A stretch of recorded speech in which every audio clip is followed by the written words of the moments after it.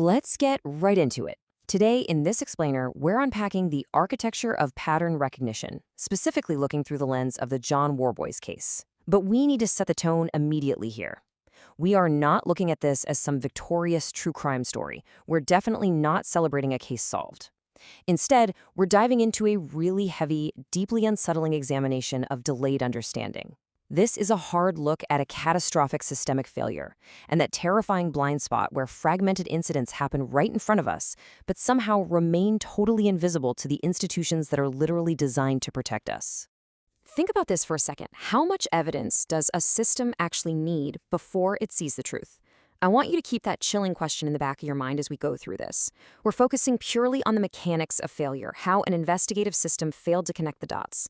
The unsettling reality we're going to explore is that the pattern of harm existed long before the system ever recognized it. The system didn't discover this behavior in real time, you see. It had to reconstruct it entirely after the fact. Part 1. The Fog of Isolation. To really grasp how this system broke down, we've got to rewind to before 2008 and establish the baseline reality. For years, reports from different women across London existed as entirely separate events. Different nights, different locations. There was absolutely no unified map connecting them. And here's the thing about human beings. We interpret isolated incidents completely differently than we interpret patterns. Without the larger context, these reports were just scattered pieces of a puzzle that no one even knew they were supposed to be solving. And this perfectly illustrates the gaslight effect.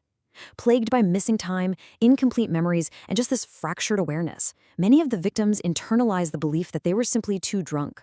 That lingering uncertainty meant that, individually, the incidents appeared really unstable to investigators. Fragmented information inherently strips away urgency, which ultimately kept the truth completely hidden in plain sight. Moving into Part 2, the catalyst of connection. So in early 2008, the fog finally starts to lift. But, and this is crucial, it wasn't because the system suddenly evolved. The pattern only changed shape because of a single, highly credible anchor victim whose absolute clarity broke the cycle of institutional doubt. Step 1. This anchor victim provided incredibly clear details of a celebratory drink and a very specific description of the driver.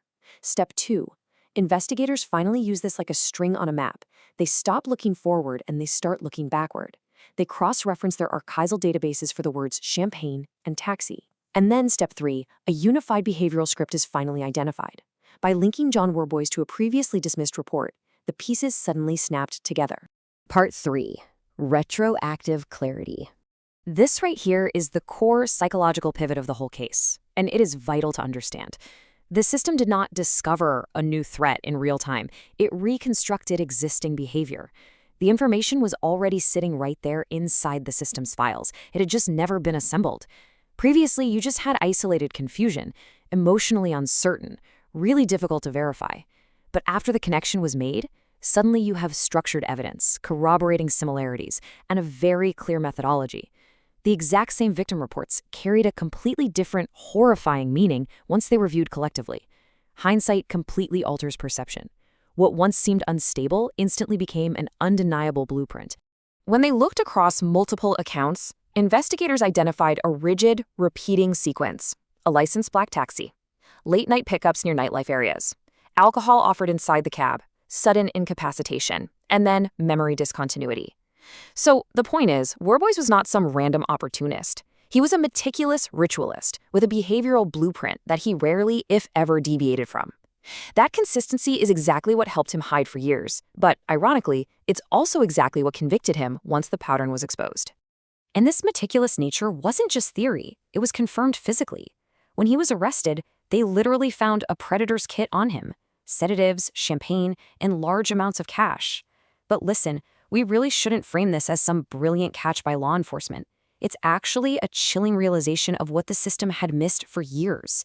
The physical evidence was just the final confirmation of a methodology that had been operating completely in the dark for over a decade. There's a philosophical mantra here that I really want you to focus on. Recognition arrived after repetition. Human beings and the institutions we build naturally interpret isolated events very weakly. We rely so heavily on context to gauge danger. Until repetition forces clarity, ambiguity just dominates. The investigative confidence here only increased because the isolated account started aligning perfectly. The repeated structure simply became impossible to dismiss as a coincidence anymore. Which brings us to part 4, the threshold effect. That reliance on repetition leads us to a severe structural flaw. Modern investigative systems are designed around verification. To protect against false accusations, they require accumulation, they require repetition, and they need corroboration before escalating. Basically, they have a threshold they must cross before acting decisively. And to understand the immense, devastating cost of this threshold, just look at the numbers. At his first trial, Worboys was convicted of 19 charges involving just 12 victims. 12 victims.